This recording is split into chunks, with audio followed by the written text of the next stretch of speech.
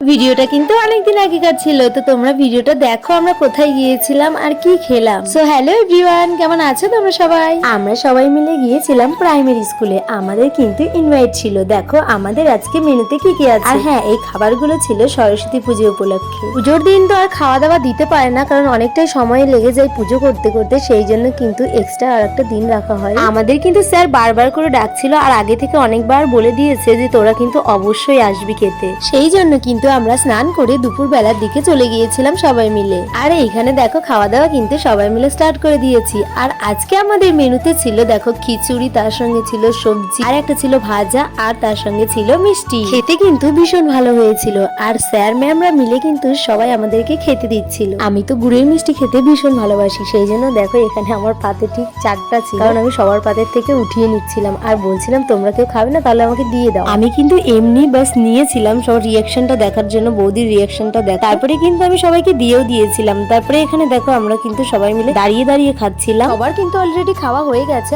আমার জন্য সবাই দাঁড়িয়ে আছে। আর আমি বলছিলাম একটু দাঁড়াও, আমি তাড়াতাড়ি করে খেয়ে নিচ্ছি। আর আমার খেতে ভীষণ গরম লাগছিল, সেই জন্য একটু লেট হচ্ছিল খেতে। তো বন্ধুরা আজকের মতো টাটা, দেখা হচ্ছে পরের ভিডিওতে।